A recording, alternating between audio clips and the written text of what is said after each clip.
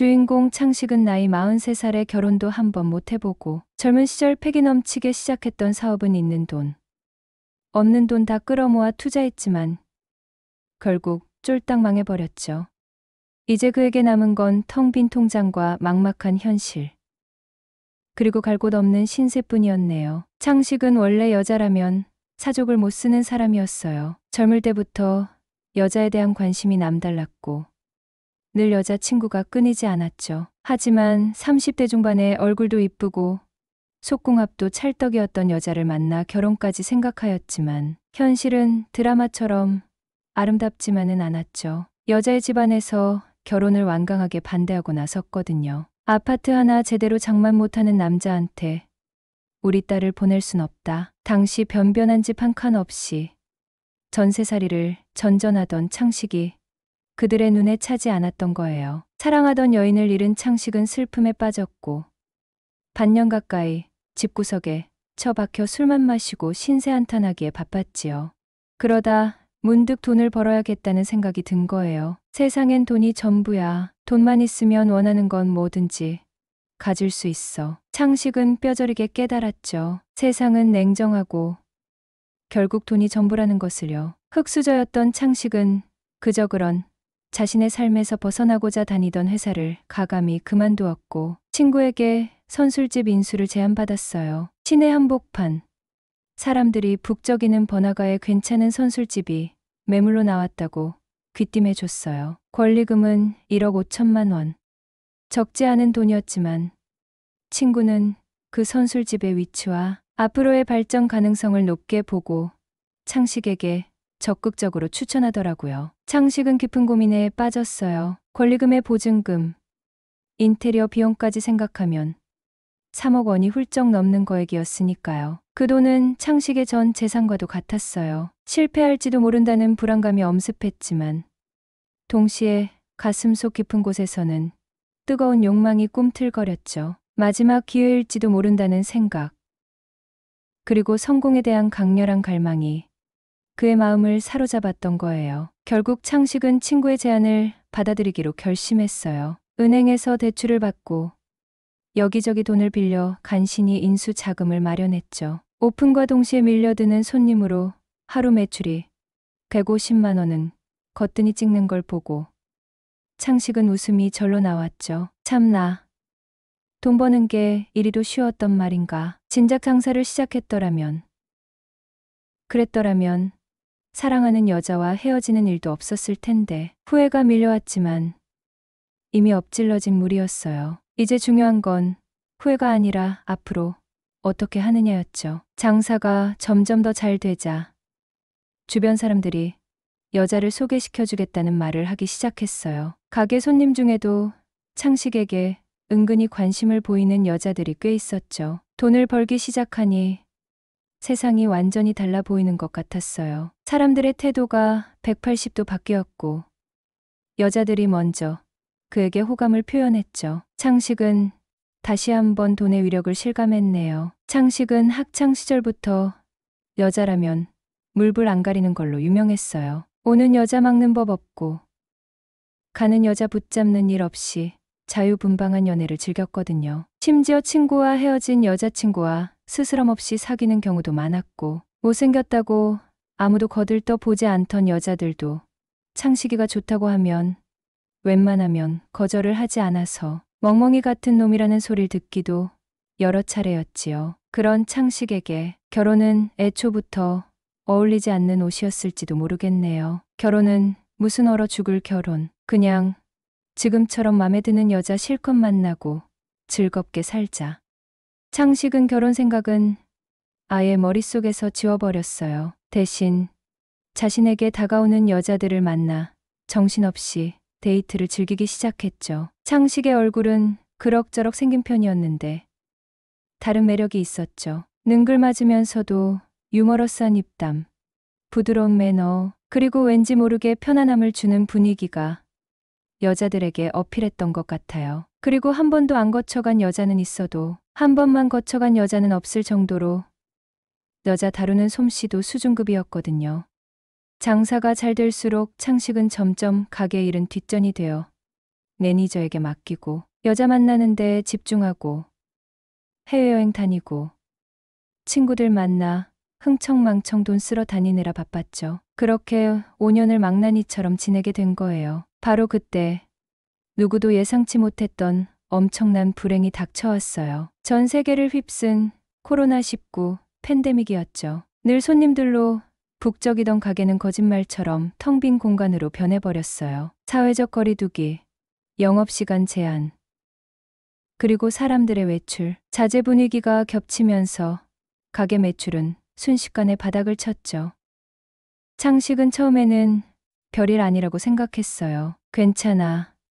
금방 다시 좋아지겠지. 예전처럼 손님들이 몰려올 거야. 그는 불안한 마음을 애써 감추며 긍정적인 생각만 하려고 노력했어요. 하지만 상황은 점점 더 악화되기만 했죠. 하루하루 버티는 게 고통스러운 시간의 연속이었어요. 6개월이 지나도록 상황은 나아질 기미를 보이지 않았어요. 통장 잔고는 이미 바닥난 지 오래고 매달 꼬박꼬박 나가야 하는 직원 월급과 임대료는 눈덩이처럼 불어났죠. 더 이상 버틸 힘이 없었던 창식은 결국 해서는 안 될 선택을 하고 말았어요. 바로 사채를 끌어다 쓴 것이었죠. 걷잡을 수 없이 불어나는 빚, 뜻없이 이어지는 적자, 그리고 눈앞을 가리는 듯한 절망감. 창식은 절벽 끝에 매달린 것처럼 벼랑 끝에 서 있었어요. 장사는 도무지 나아질 기미가 보이지 않고 사채 이자는 하루가 다르게 불어났죠. 직원들 월급은커녕 당장 갚아야 할 사채, 이자조차 감당하기 힘든 상황까지 내몰렸어요. 결국 창식은 마지막 보루마저 포기할 수밖에 없었어요. 살던 집을 팔아서 빚을 갚기로 결정한 것이었죠. 텅 빈 집에서 쫓겨나듯 나오던 날, 창식은 모든 것을 잃었다는 절망감에 주저앉아 엉엉 울었어요. 사업 실패, 사랑하는 여인과의 이별, 그리고 지난 5년간의 허황된 방탕한 생활, 그 모든 잘못된 선택에 대한 대가는 너무나 혹독했죠. 빈털터리가 된 창식은 다시 초라한 45살의 박창식으로 돌아와 있었어요. 아니, 어쩌면 그때보다 더 깊은 나락으로 떨어진 것인지도 모르겠네요. 가진 것은 빚뿐, 희망은 찾아볼 수 없는 절망적인 현실만이 그를 짓누르고 있었어요. 가진 돈이 많지 않아 최대한 싼 방을 찾던 중 교차로 신문에서 한 광고를 보게 되었습니다. 보증금 없이 월 20만 원, 월세도 싸고 보증금도 없어 바로 이 집이다 싶어 바로 전화를 걸었죠. 곧바로 알려주신 주소로 찾아갔어요. 허름한 1층 단독주택이었고 방 한 칸에 거실 겸 주방, 욕실이 딸린 집이었네요. 집주인은 60대 아줌마로 키가 작고 좀 통통하였는데 첫인상은 수수했지만 어딘가 정겨운 느낌이었어요. 총각이요? 에구, 인상이 참 좋네. 아주머니는 반갑게 맞아주시며 칭찬도 해주셨어요. 집을 대충 둘러보고 방도 확인한 후 바로 월세 20만 원을 드리고 계약을 하려 했죠. 하지만 아주머니는 돈 때문에 사람을 구하는 것이 아니라며 돈은 천천히 줘도 된다고 우선 앉아서 차라도 한잔하자고 하였어요. 뜻밖의 호의에 기분이 좋아졌죠. 앞으로 잘 지내야겠다는 생각과 함께 새로운 보금자리를 찾았다는 안도감이 밀려왔어요. 아주머니는 저녁 시간이 다 되었으니 식사라도 하고 가라 하셨지만 빨리 짐을 챙겨와야 한다는 생각에 마음이 급했어요. 다음 날 바로 짐을 챙겨 이사를 하였는데 그 사이 아주머니는 방 청소를 깨끗하게 해놓으셨고 짐 나르는 것도 도와주었어요. 저녁 7시쯤 짐 정리를 마치고 나니 긴장이 풀리면서 배가 고파오더군요. 아주머니, 저 나가서 저녁 좀 먹고 올게요. 뭐하러 나가서 먹어? 돈 아깝게. 여기 밥 있는데 차는 별로 없어도 나랑 같이 먹어. 그녀는 저 때문에 저녁도 안 드셨나 봅니다. 총각 뭐 좋아해? 계란 프라이 해줄까? 예. 그럼 제가 할게요. 됐어. 그냥 방에 가서 쉬어. 다 되면 부를 테니. 30분쯤 지났을까? 아주머니가 밥 먹자고 부르셨어요. 갑자기 나도 모르게 눈물이 핑 돌았네요. 어린 시절 엄마가 밥상을 차려놓고 구르던 아련한 기억이 떠올랐거든요. 밥상은 소박했습니다. 밥과 김치, 동치미, 그리고 계란 프라이가 전부였죠. 화려한 밥상은 아니었지만 오히려 감사한 마음으로 밥을 맛있게 두 그릇이나 비웠습니다. 아주머니는 걸 신이라도 걸린 듯 밥을 퍼먹는 나를 보며 흐뭇해하셨고요. 총각, 천천히 먹어. 누가 뺏어 먹을 사람도 없는데 왜 이렇게 급하게 먹어. 그러다 체하겠어. 식사를 마치고 어쩌다 한창 나이에 이곳까지 오게 되었는지 제 인생 얘기를 꺼내었죠. 근데 주인 여자가 갑자기 펑펑 눈물을 쏟아내는 게 아니겠어요. 그래서 울고 싶은 건 난데 왜 아주머니가 우시냐고 물었더니 3대 독자였던 자기 아들도 사업을 하였다가 망해서 1년 넘게 폐인처럼 지내다 극심한 우울증에 극단적인 선택을 하였다는 거예요. 그 소리를 듣고 있자니 남 얘기처럼 들리지 않아 저도 울컥했지요. 총각은 절대 그런 생각하면 안 돼? 네, 아주머니 때문이라도 열심히 한번 살아볼게요. 그래. 그럼 앞으로 식사는 나랑 함께 하는 건 어때? 아들 같아서 그래. 그래 주시면 저야 완전 고맙죠. 그럼 우리 앞으로 잘 지내봐요. 그렇게 아주머니와 함께하는 첫날 밤이 지나갔습니다. 아주머니는 말동무이자 친구처럼 편안하게 대해주셨고 나는 일자리를 알아보며 낮에는 밖으로 돌아다니고 저녁에는 집으로 돌아오는 생활을 했죠. 저녁 때가 되어 집에 들어오면 아주머니는 항상 따뜻한 밥상을 차려놓고 기다리셨어요. 20살이 넘어 가족 같은 분위기 속에서 살아보는 것은 처음이었죠. 그러던 어느 날 전혀 예상치 못한 일이 벌어졌어요. 맹세코 아주머니를 여자로 생각해 본 적도 없고 흑심도 품은 적은 없었어요. 내가 아무리 여자를 밝히고 크게 가리지 않는다고는 하지만 그래도 엄마뻘 아줌마 아니겠어요. 더군다나 할머니 소리를 듣는 60대 집주인.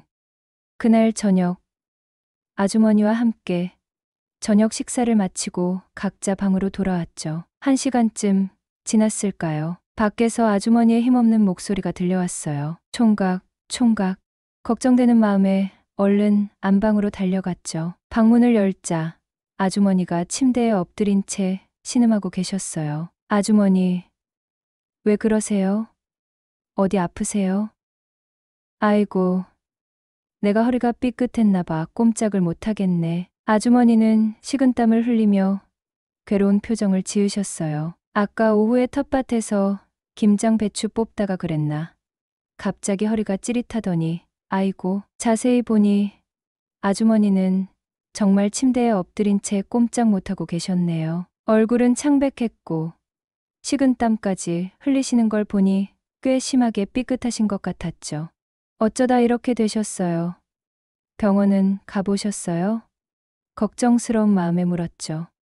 아냐, 병원까지 갈 정도는 아닌 것 같고 파스라도 붙이면 나아지려나. 근데 혼자서는 파스 붙이기도 힘드네. 아주머니는 힘겹게 몸을 뒤척이셨지만 고통스러운 신음만 흘러나올 뿐이었어요. 순간 며칠 전 아주머니 어깨를 주물러 드렸을 때 좋아하시던 모습이 떠올랐어요. 어쩌면 마사지를 해드리면 조금이라도 통증이 나아지지 않을까 하는 생각이 들었죠.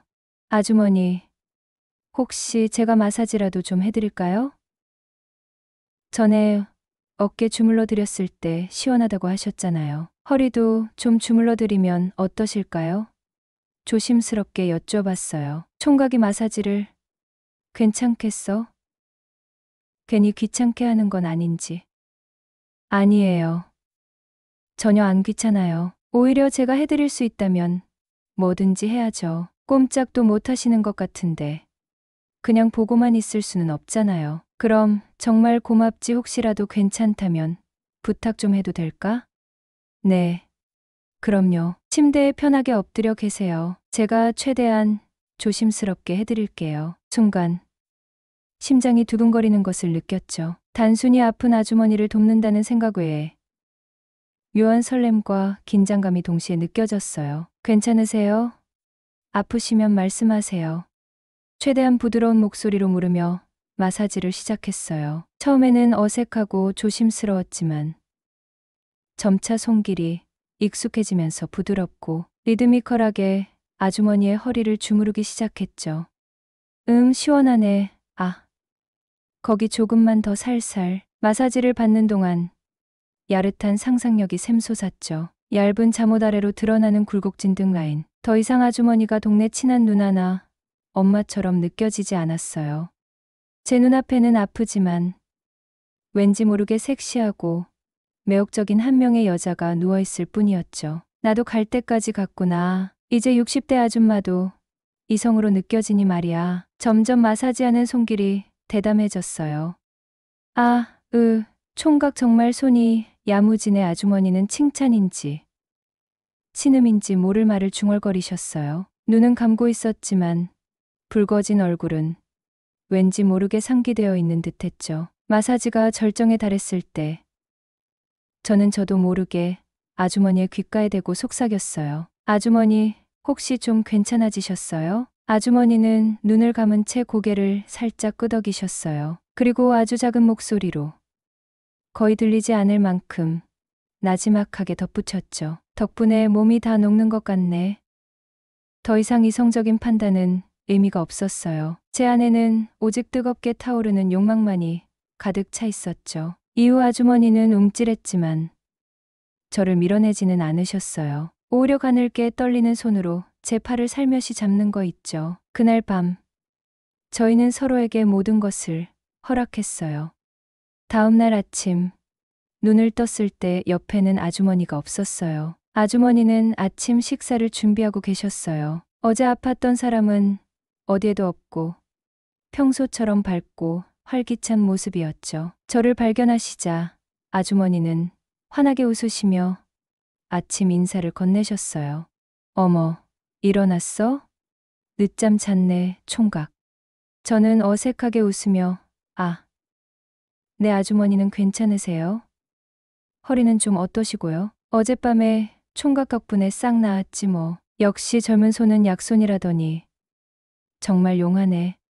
저희는 어젯밤 일에 대해서는 그 어떤 말도 꺼내지 않았어요. 하지만 식탁 위에는 어젯밤에 뜨거웠던 열기만큼이나 묘하고 야릇한 기류가 흐르고 있었죠. 어색함과 설렘, 그리고 앞으로의 관계에 대한 기대와 불안이 뒤섞인 복잡한 감정이었어요. 아침 식사를 하면서 아주머니는 평소와 다름없이 살갑게 대해주셨지만 왠지 모르게 눈빛은 조금 달라진 것 같았어요. 식사를 마치고 각자 방으로 돌아왔지만 이전과는 완전히 다른 분위기였어요. 하지만 그런 어색함도 잠시였어요. 저녁 식탁에서 어색한 미소와 쑥스러움 속에 맴돌던 불안감은 서로의 눈빛이 마주치는 순간 거짓말처럼 사라져버렸죠. 마치 자석에 이끌리듯 몸이 먼저 반응하는 것을 느꼈어요. 굳이 어색함을 애써 감출 필요도, 서먹함을 억지로 녹이려 할 필요도 없었어요. 그저 눈빛 하나로 모든 것이 통하는 듯한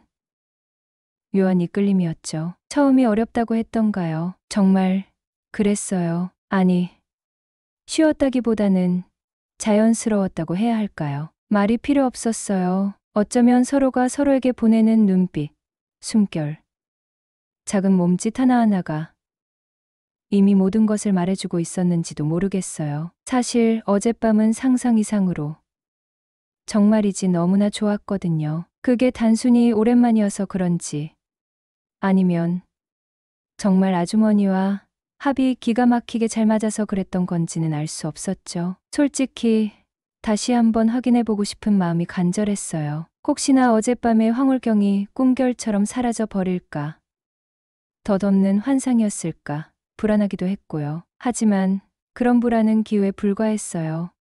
우리는 너무나 쉽게 그리고 너무나 자연스럽게 서로가 잘 맞는다는 것을 다시 한번 확인했죠. 어쩌면 당연한 결과였는지도 몰라요. 그렇게 우리는 아주머니 집에서 함께 지내는 동안만이라도 서로의 방을 자유롭게 드나들며 마치 부부처럼, 연인처럼 지내게 된 거예요. 돌이켜보면 우리는 어쩌면 서로에게 가장 필요했던 존재였는지도 몰라요. 따뜻한 보금자리가 간절했던 나에게 아주머니의 집은 더없이 포근하고 아늑한 안식처가 되어주었죠.